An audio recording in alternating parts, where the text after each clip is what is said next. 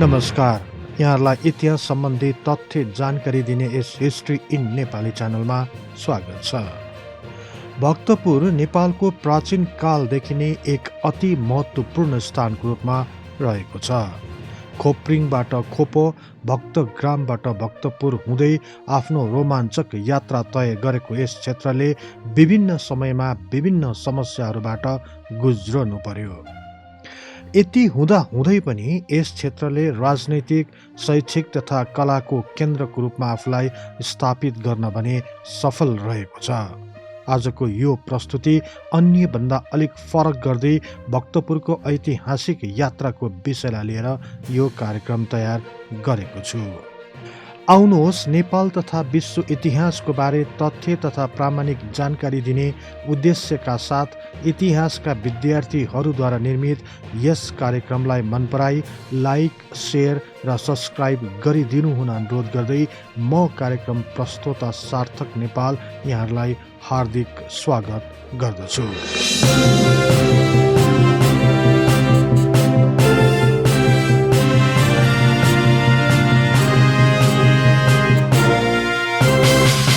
नेपालको मध्य क्षेत्रमा अवस्थित भक्तपुर राजधानी काठमाडौँसँगै गाँसिएको एक जिल्ला हो।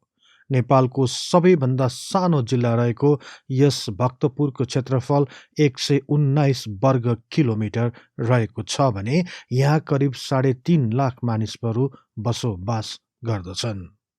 यस क्षेत्रको नामकरणको सन्दर्भमा पनि एक ऐतिहासिक तथ्य लुकेको छ।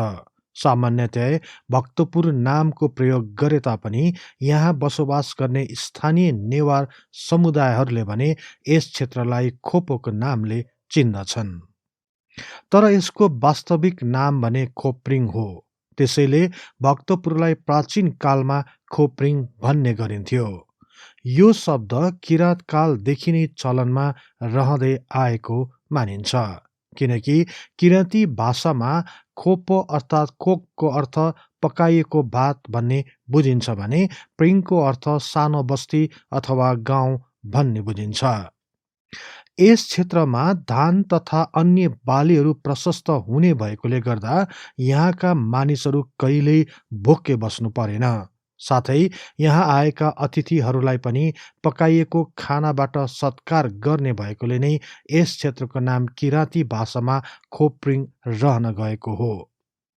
यो शब्द सर्वप्रथम नेपालको प्राचीन कालमा राजा मानदेवको पालामा सन् 477 तिर लेखिएको एक अभिलेखमा उल्लेख गरिएको छ। सो अभिलेखमा यस क्षेत्रलाई सम्बोधन गर्दै खोप्रिङ ग्राम प्रदेश भनी जनाइएको छ। त्यसैले पनि यो क्षेत्र परापूर्व कालदेखि नै अस्तित्वमा रहेको एक सम्पन्न बस्ती तथा गाउँ थियो भन्न सकिन्छ। पछि सोही अर्थ लाग्ने गरी संस्कृतमा खोपोको अर्थ भक्त र गाउँ वा बस्तीको लागि ग्राम हुने भएकोले यस क्षेत्रलाई संस्कृत भाषामा भक्तग्राम भनिन गएको हो। यही भक्तग्राम अपभ्रंश भई भात गाउँ हुन गएको भनिन्छ। मल्लकालको उत्तरार्धतिर यस क्षेत्रमा भएको विकासले धेरै मानिसहरू आई बसोबास गर्न थाले र पछि यो बस्ती केही ठुलो हुन गई एक बजार अथवा सहरको रूपमा परिणत हुन गयो। यसपछि यस क्षेत्र ग्राम अर्थात् गाउँबाट ठुलो बस्ती अर्थात् सहरको रूपमा परिवर्तित भएकोले संस्कृतमा पुर भनिएको हो। यही पुर भक्त शब्दसँग जोडिन गई भक्तपुर भएको हो भन्ने गरिन्छ। यसरी यो क्षेत्र खोप्रिङ हुँदै खोप र पछि संस्कृत भाषामा भक्तग्राम हुँदै भक्तपुर भएको हो। भक्तपुर भन्ने शब्द सबैभन्दा पहिले सन् 924 मा लेखिएको किरणतन्त्र नामक पाण्डुलिपिमा उल्लेख भएको पाइन्छ। त्यसपछि भने यो बजार अथवा सहरी क्षेत्र मात्र नभएर यस वरिपरिका क्षेत्रहरूलाई समेत भक्तपुर भनिन थाल्यो। भक्तपुर किराँतकालदेखि नै एक प्रसिद्ध स्थानको रूपमा परिचित भएको पाइन्छ। किराँतकालीन अभिलेखहरू आजसम्म नपाइए तापनि यस भूमिमा पुरिएको रूपमा किराँतकालीन अवशेषहरू तथा मूर्तिहरू पाइने कुरामा इतिहासकारहरू सहमत रहेका छन्। लिच्छवी कालसम्म आइपुग्दा भक्तपुर एक ठूलो बस्तीको रूपमा विकसित भइसकेको थियो। हालको गोलमडी क्षेत्र सो समयमा पनि एक बजारको केन्द्रको रूपमा प्रख्यात रहेको जनाइन्छ। यस क्षेत्रलाई सो समयमा माखोप्रिङ भन्ने गरिएको भनाइले पनि सो कुरालाई पुष्टि गर्दछ। यस प्रकार भक्तपुरले आफ्नो स्वरूप बदल्दै मध्यकालमा धेरै शासकहरूले यस क्षेत्रलाई सुन्दर बनाउन कुनै कसर बाँकी राखेनन्। अन्ततः 12औं शताब्दीका अति प्रख्यात राजा आनन्ददेवले भक्तपुरलाई आफ्नो राजधानी बनाए। यसपछि भने भक्तपुर केवल राजनैतिक केन्द्रको रूपमा मात्र नभएर शिक्षा, कला, धर्म तथा संस्कृतिको केन्द्रको रूपमा पनि स्थापित हुन पुग्यो। यही समयताका मुसलमानहरूको आक्रमणबाट बच्न भारतबाट भागेर आएका हिन्दू धर्म तथा बुद्ध धर्मका विभिन्न गुरुहरू तथा अनुयायीहरू यस क्षेत्रमा शरण लिन आए। उनीहरूले लिएर आएका विभिन्न बहुमूल्य पुस्तकहरू तथा पाण्डुलिपिहरूलाई भक्तपुरमा सुरक्षित रूपमा सङ्कलन र सङ्ग्रह गर्न थालियो।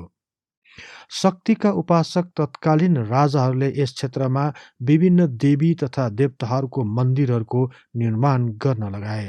यस प्रकार विभिन्न विद्वानहरूको जमघटबाट यो क्षेत्र एक ज्ञानको केन्द्रको रूपमा पनि विकास भयो।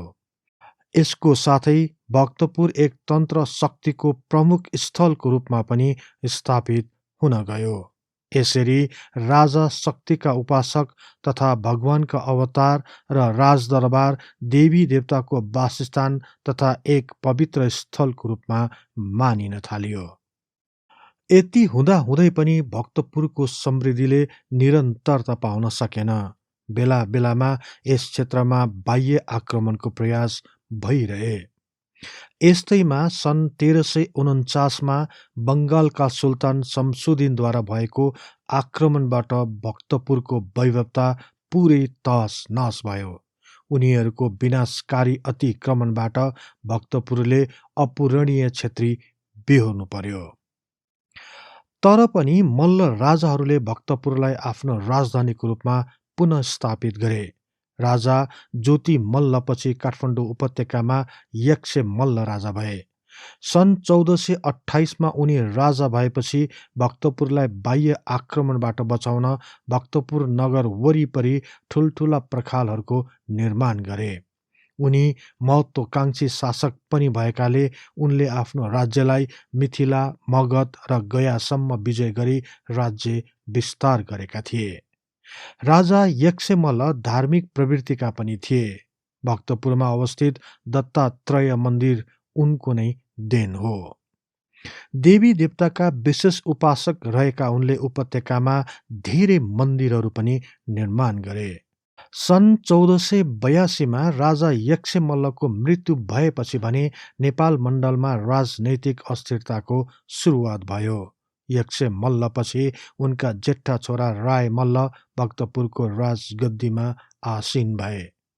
राय मल्ल बाबुकै पालादेखि शासनमा अनुभवी भए तापनि कमजोर प्रकृतिको कारणले सबैलाई समेटेर लान सकेनन् र राय मल्लका आफ्नै माइला भाइ रत्न मल्लले कान्तिपुरलाई छुट्याएर भिन्न राज्य गर्न थाले र नुवाकोट र पाटनलाई पनि आफ्नो अधीनमा पारे।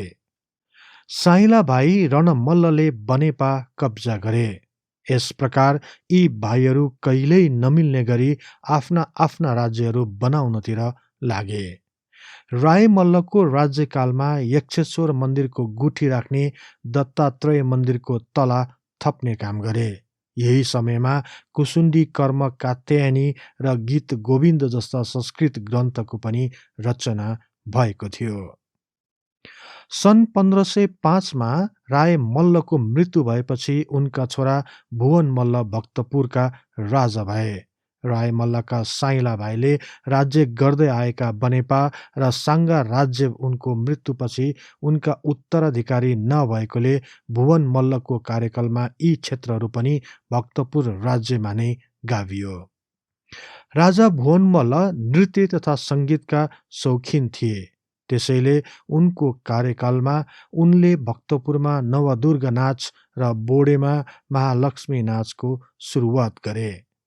सन् 1519मा भुवन मल्लको मृत्यु पश्चात उनका छोराहरू प्राण मल्ल र जिता मल्लले संयुक्त रूपमा शासन चलाए। तर जिता मल्लको असामयिक मृत्युपछि प्राण मल्ल एक्लैले स्वतन्त्र रूपमा राज्य चलाउन सुरु गरे। सन् 1547मा प्राण मल्लको पनि मृत्यु भयो। उनी पश्चात उनका छोरा विश्व मल्ल राजा भए। उनी धार्मिक प्रवृत्तिका थिए। उनले धेरै मन्दिरहरूको जीर्णोद्धार गर्नुको साथै दत्तात्रेय मन्दिरमा तेस्रो तला थप्ने काम पनि गरे। उनले मन्दिरको लागि गुठी तथा पुजारीको पनि व्यवस्था गरे। विभिन्न भवनहरूमा मयूर झ्यालको निर्माण गर्न लगाए। विश्व मल्लपछि उनका छोरा त्रैलोक्य मल्ल राजा भए। यही समयमा कान्तिपुरले साँखोमा आक्रमण गरी आफ्नो अधीनमा पारे। कान्तिपुर तथा बाह्य आक्रमणबाट भक्तपुरलाई बचाउन उनलाई धौधौ परेको थियो। त्रैलोक्य मल्लले भक्तपुरमा 53 वर्षसम्म राज्य गरे। उनीपछि भक्तपुरमा जगज्योति मल्ल राजा भए। उनको राज्यकालमा कान्तिपुर र ललितपुरको सङ्घर्षमा उनले ललितपुरलाई साथ दिए। उनी एक अध्ययनशील व्यक्ति थिए। विशेष गरी ज्योतिष ज्ञान, सङ्गीत तथा संस्कृत साहित्यमा दखल भएका उनले विभिन्न नाटकहरू जस्तै हरगौरी विवाह तथा कुञ्ज बिहारी पनि लेखेका थिए। उनले नेवारी भाषामा पनि विभिन्न पुस्तकहरू लेखे। भक्तपुरको विस्के जात्रा, भैरवको रथयात्रा, तुलादान, कुमारीको पूजा तथा डबली नृत्यको आरम्भ गरेर धार्मिक प्रवृत्तिको परिचय दिएका थिए। ठिमीमा मनाइने कुमारी जात्राको सुरुवात पनि उनैले गरेका थिए। उनको सन् 1637मा मृत्यु भयो र उनको कार्यकालपछि उनका छोरा नरेश मल्ल राजा भए। यस समयमा कान्तिपुरका राजा प्रताप मल्ल थिए। उनले भक्तपुरमाथि आक्रमण गरेपछि राजा नरेश मल्लले हात्ती दिएर सम्बन्ध अघि बढाएका थिए। करिब 7 वर्षसम्म मात्र राज्य गर्न सफल भएका राजा नरेश मल्लले बोडे गाउँमा कालिका मन्दिर बनाए। उनी पछि सन् 1644मा उनका छोरा जगत प्रकाश मल्ल राजा भए। उनी साहित्य, सङ्गीत तथा कला प्रेमी थिए। जगत प्रकाश मल्ललाई संस्कृत भाषाको राम्रो ज्ञान हुनको साथै उनी एक कवि पनि थिए। उनले नाना गीत सङ्ग्रह, गीत पञ्चक, गीतावली, मूलदेव जस्ता व्याख्यान नाटकहरू पनि लेखेका थिए। उनले नै भवानी शङ्कर मन्दिर, गरुड मूर्ति, बसन्त विहार, भीमसेन, नृत्यनाथ र उमा महेश्वरको मूर्तिहरू निर्माण गरेका थिए। सन् 1673मा उनको मृत्यु पश्चात जिता मित्र मल्ल राजा भए। उनी कूटनीतिज्ञमा पारङ्गत हुनाले प्रताप मल्लपछि कान्तिपुरसँगको विवाद पनि सल्टाएका थिए। त्यस्तै पाटनको गृहकलहको समाधानमा पनि उनले निर्णायक भूमिका खेलेका थिए। जयमिनी भरतम र अश्वमेधा नाटकम जस्ता 2 नाटकहरू संस्कृत भाषामा उनले लेखेका थिए।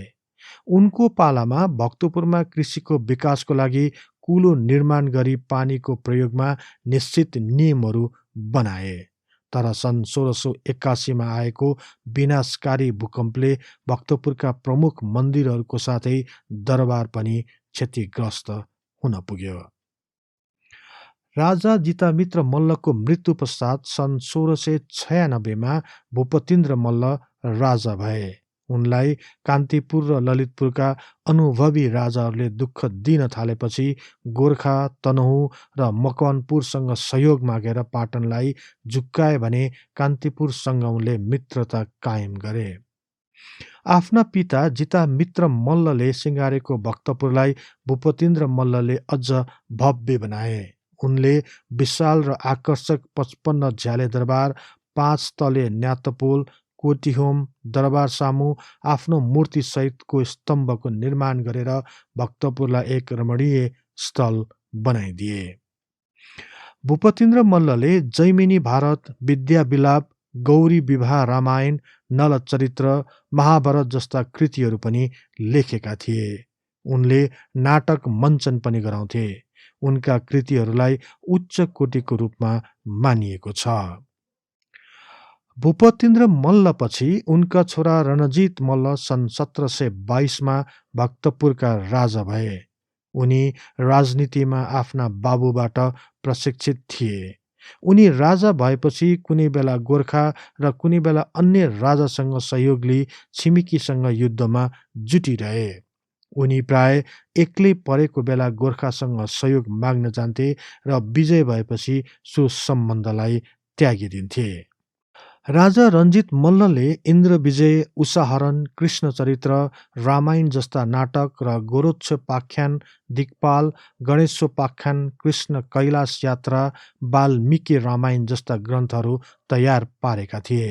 उनी ज्यादै भावुक एवं कोमल राजा थिए।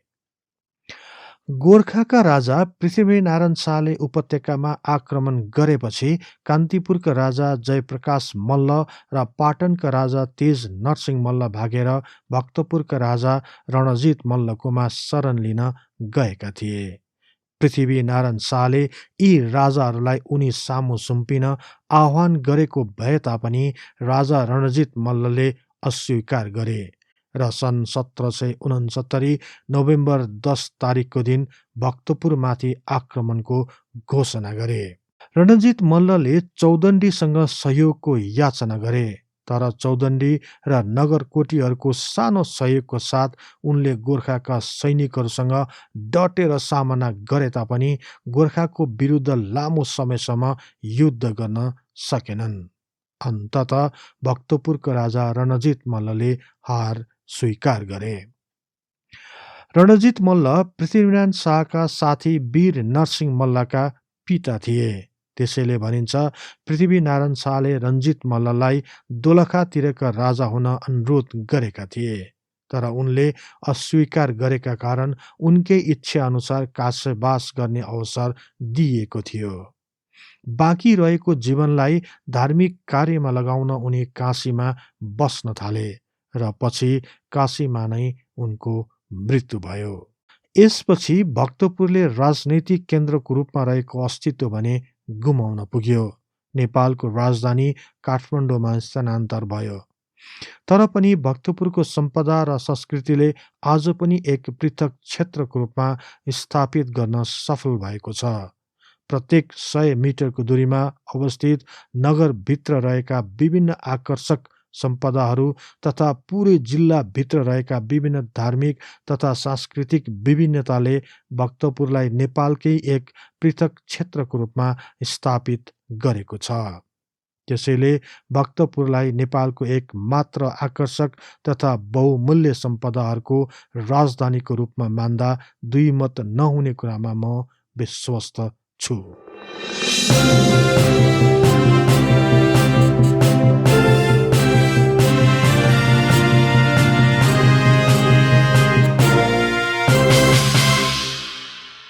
यो कार्यक्रम यहाँलाई कस्तो लाग्यो कृपया कमेन्ट बक्समा लेखी पठाउनुहोला।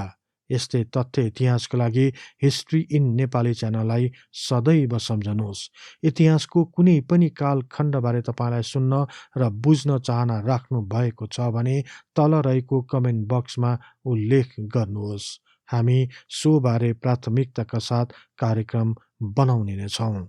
जाँदा जाँदै यस च्यानललाई लाइक, सेयर र सब्सक्राइब गर्दै बेल आइकनमा क्लिक गरी हाम्रो यो तथ्य इतिहासको बारेमा ज्ञान प्रसार गर्ने लक्ष्यलाई साथ दिनुहोस् भन्दै अर्को कार्यक्रममा फेरि भेट्ने बाचा गर्दै म सार्थक नेपाल बिदा हुन्छु।